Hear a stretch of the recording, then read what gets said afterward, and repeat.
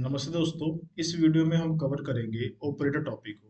तो सबसे पहले हम डेफिनेशन देख लेते हैं। Operators are special symbol and keywords. जो आपके ऑपरेटर्स होते हैं वो सिंबल्स और कीवर्ड्स होते हैं जिसको आप यूज करते हो वैल्यूज और वेरिएबल्स पे ऑपरेशन को परफॉर्म करने के लिए, सो दैट आप उस ऑपरेशन से कुछ रिजल्ट को गेट कर सको। तो अब हम सभी ऑपरेटर्स को वन बाय वन पढ़ेंगे। तो सबसे पहला है आपके पास अर्थमेटिक ऑपरेटर। अर्थमेटिक ऑपरेटर आपके बेसिक मैथमेटिक्स ऑपरेटर्स होते हैं, तो वन बाय वन हम सभी को देखते हैं। तो सबसे पहला है आपके पास प्लस ऑपरेटर। पहले मैं एक वेरिएबल क्रिएट कर लेता हूँ। आप विदाउट वेरिएबल भी प्रिंट में डायरेक्टली वैल्यू वैल्यू भी ले सकते हो। इसका रिजल्ट हमको पता है क्या आएगा, इसका भी रिजल्ट हमको पता है,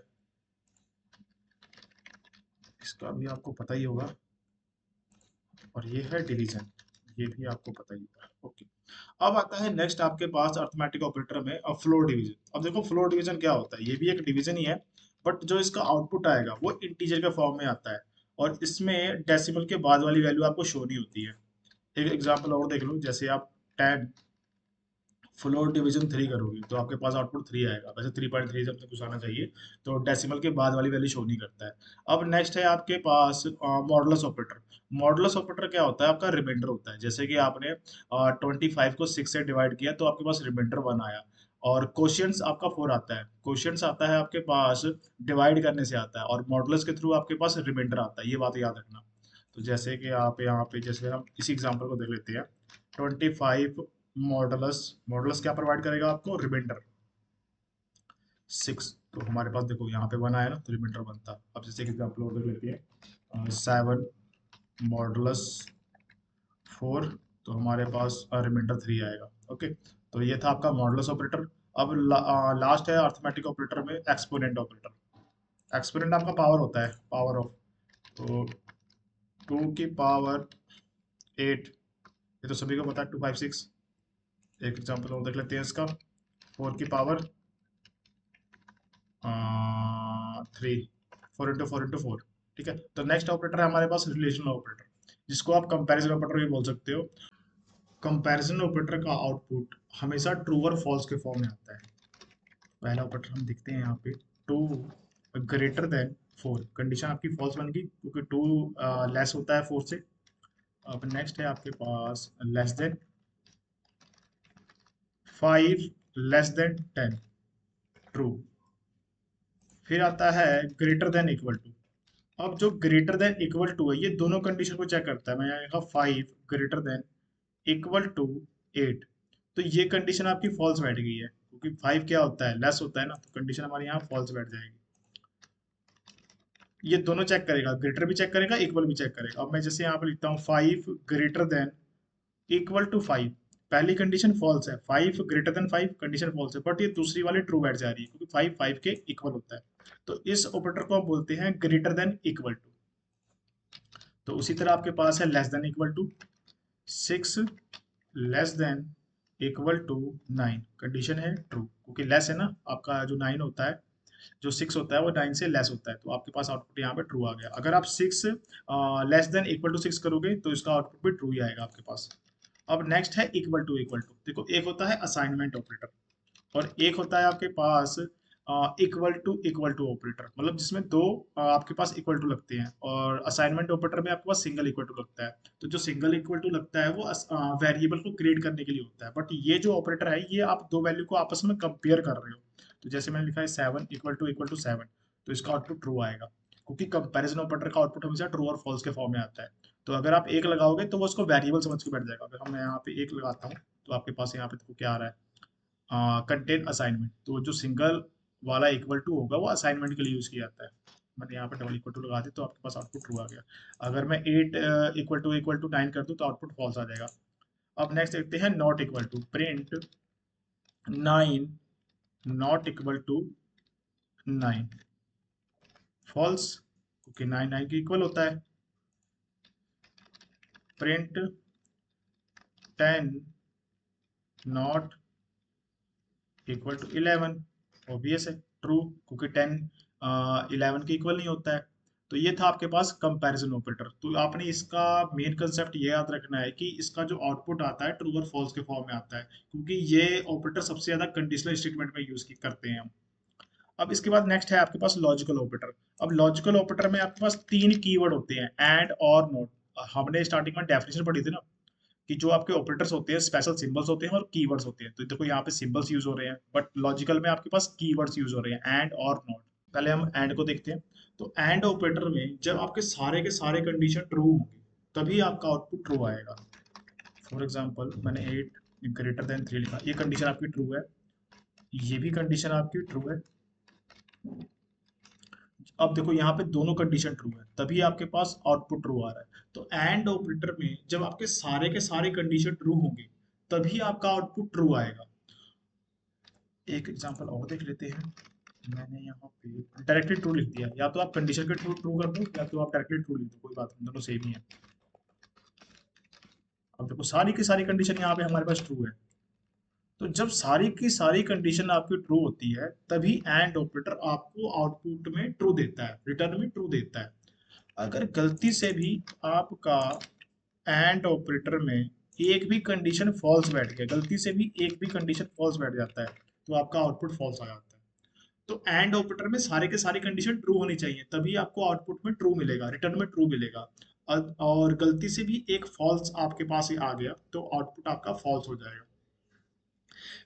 नेक्स्ट है हमारे पास और ऑपरेटर। अब और ऑपरेटर में अगर आपके सारे के सारी कंडीशन फॉल्स है, और ऑपरेटर में अगर आपके सारे के सारे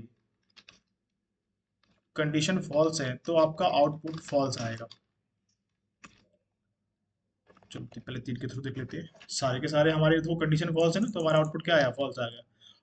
और ऑपरेटर में गलती से भी एक ट्रू आ गया तो आपका आउटपुट ट्रू आ जाएगा। बस इतना सा कंसेप्ट याद रखना है। इसमें गलती से भी ट्रू आ जाएगा और वाले में, तो आपका आउटपुट ट्रू आ जाता है। और एंड वाले में गलती से भी एक फॉल्स कंडीशन आ गई तो आपका आउटपुट फॉल्स आ जाता है। ट्रू की स्पेलिंग गलत को लिख रहा हूँ मैं, ट्रू। ठीक है, तो ये मेन कंसेप्ट है, आपने याद रखना है कि और ऑपरेटर में गलती से भी एक ट्रू आ जाएगा तो आपका आउटपुट ट्रू आ जाता है, और इसमें गलती से भी एक फॉल्स आ जाता है एंड ऑपरेटर में तो आपका आउटपुट फॉल्स आ जाता है। अब नेक्स्ट है इसमें नॉट ऑपरेटर। अब नॉट ऑपरेटर का काम क्या है कि आपके आउटपुट को रिवर्स कर देना। जैसे मैंने यहाँ लिखा नॉट 9 ग्रेटर देन 2, अब ये कंडीशन ट्रू है और नॉट ऑपरेटर क्या कर देगा, इसको रिवर्स कर देगा, ट्रू को फॉल्स कर देता है, फॉल्स को ट्रू कर देता है। ठीक है, नेक्स्ट ऑपरेटर है हमारे पास मेंबरशिप ऑपरेटर। मेंबरशिप ऑपरेटर हमारे पास इन और नॉट इन दो कीवर्ड्स होते हैं। तो जो आपका इन ऑपरेटर होता है वो बताता है कि क्या कोई एलिमेंट किसी कंटेनर में एग्जिस्ट कर रहा है कि नहीं। जैसे कि मैंने एक कंटेनर क्रिएट किया, अब देखो इस कंटेनर में हमारे पास 2 पड़ा हुआ है। अगर मैं प्रिंट 2 इन ए लिखूं तो जो ये 2 है, 2 एलिमेंट है, वो इस कंटेनर में एग्जिस्ट कर रहा है। अगर वो एग्जिस्ट करता है तब आपके पास आउटपुट ट्रू आ जाएगा। और कोई एलिमेंट जो इस कंटेनर में एग्जिस्ट नहीं कर रहा है तो हमारे पास आउटपुट फॉल्स आ जाएगा। दूसरा है नॉट इन। नॉट इन आपका रिवर्स कर देता है आउटपुट को। अगर मैं लिखूँ 2 नॉट इन फॉल्स, इसको ट्रू कर देगा वो। ठीक है, तो ये था हमारे पास membership operator. Membership operator element exist करेगा तब आपको आउटपुट ट्रू, अदरवाइज फॉल्स। अब नेक्स्ट आता है आइडेंटिटी ऑपरेटर। देखो आइडेंटिटी ऑपरेटर हमारे पास फिर से 2 कीवर्ड्स होते हैं, इज और इज नॉट। जब भी आप कोई भी वेरिएबल क्रिएट करते हो तो ये वैल्यू किसी ना किसी मेमोरी एड्रेस पे जाके स्टोर होती है ऑब्जेक्ट के फॉर्म में। तो मैंने यहाँ पे फिर से एक वेरिएबल क्रिएट कर दिया ई नेम से, और इसमें भी वैल्यू मैंने 4 पास कर दी। अब मैं प्रिंट आर इज ई लिख रहा हूँ तो इसका आउटपुट ट्रू आ रहा है। अब देखो ट्रू का मतलब क्या है, जब भी हम कोई भी वेरिएबल क्रिएट करते हैं तो उसका जो वैल्यू होता है उसका वैल्यू ऑब्जेक्ट के फॉर्म में मेमोरी एड्रेस में जाके स्टोर हो जाता है। तो ट्रू का मतलब ये है कि अगर दोनों ऑब्जेक्ट, मतलब आर और ई, अगर दोनों ऑब्जेक्ट सेम मेमोरी एड्रेस पे होंगे तो आपका आउटपुट ट्रू आएगा। हम चेक कर लेते हैं, यहाँ पे दोनों की आईडी चेक कर लेते हैं।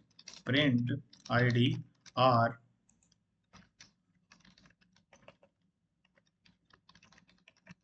ID A. अब देखो इन दोनों का मेमोरी एड्रेस सेम है। जब भी मेमोरी एड्रेस सेम होता है तो इस ऑपरेटर आपको आउटपुट ट्रू देता है। बस आपने इतनी सी चीज याद रखनी है, इज ऑपरेटर आपको रिटर्न ट्रू देगा जब दोनों का मेमोरी एड्रेस सेम होगा। अगर मैं इन दोनों का मेमोरी वैल्यू देखो, अब मैंने वैल्यू सेम कर दी है, बट अब इन दोनों का मेमोरी एड्रेस डिफरेंट शो कर रहा है। ठीक है, तो जरूरी नहीं है कि अगर वैल्यू सेम है तो उसका मेमोरी एड्रेस सेम होगा, ऐसा कुछ भी नहीं है इसमें। बस आपने इतनी सी चीज याद रखनी है कि इज ऑपरेटर आपको आउटपुट में रिटर्न ट्रू देता है जब दोनों का मेमोरी एड्रेस सेम होता है। बस इतनी सी चीज याद रखनी है। अगर मैं यहाँ पे लिख देता हूँ लिस्ट क्रिएट कर देता हूँ, तो ये लिस्ट ऑब्जेक्ट क्रिएट करेगा। अब मैं इसी सेम लिस्ट को पास कर देता हूँ इस वेरिएबल में, आउटपुट फॉल्स आ गया। दोनों object list objects different different memory address पे स्टोर हो रहे हैं। अब हम एक यहाँ पे स्ट्रिंग का एग्जांपल ले लेते हैं। मैंने लिखा हेलो और यहाँ पे भी लिख दिया हेलो।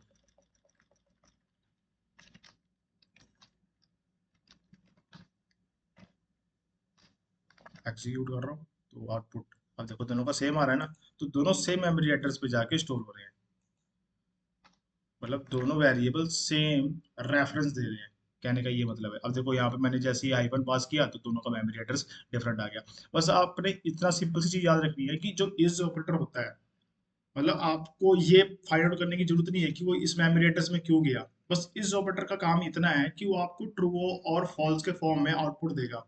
ट्रू तब देगा जब दोनों का मेमोरी एड्रेस सेम होगा। जब दोनों ऑब्जेक्ट का मेमोरी एड्रेस सेम होगा तो आउटपुट ट्रू आ जाएगा, और अगर दोनों का मेमोरी एड्रेस डिफरेंट हुआ तो हमारे पास आउटपुट फॉल्स आ जाएगा। और इज नॉट आपको आउटपुट रिवर्स करके देता है, जैसे यहाँ पे फॉल्स आया था ना, अब आपके पास यहाँ पे ट्रू आ जाएगा। ठीक है, तो नेक्स्ट ऑपरेटर है हमारे पास असाइनमेंट ऑपरेटर। ये जो इक्वल टू का साइन लगा है ये हमारे पास होता है असाइनमेंट ऑपरेटर, जो हमने फर्स्ट क्लास में सीखा था वेरिएबल की टॉपिक में। तो आपने एक वेरिएबल क्रिएट किया था, तो वेरिएबल क्रिएट करने के लिए हम असाइनमेंट ऑपरेटर यूज करते हैं। बट ये जितने भी ये असाइनमेंट वाले ऑपरेटर हैं ये होते हैं कंपाउंड असाइनमेंट ऑपरेटर, साथ में इनके बेसिक अर्थमेटिक ऑपरेटर लगे होते हैं। तो आप असाइनमेंट के साथ साथ में प्लस माइनस जो भी आप करना चाहते हो, बेसिक मैथमेटिक्स के जितने भी ऑपरेटर्स हैं वो परफॉर्म करना चाहते हो, तो हम असाइनमेंट ऑपरेटर को यूज करते हैं। तो इसको हम एग्जांपल के थ्रू समझते हैं। तो ये था हमारे पास असाइनमेंट ऑपरेटर। अब हम क्रिएट करेंगे, जैसे मैंने x इक्वल टू यहाँ पे 6 लिखा।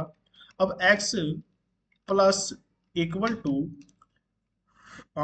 5 लिख रहा हूँ, तो हमारे पास जो आउटपुट आएगा वो आएगा 11।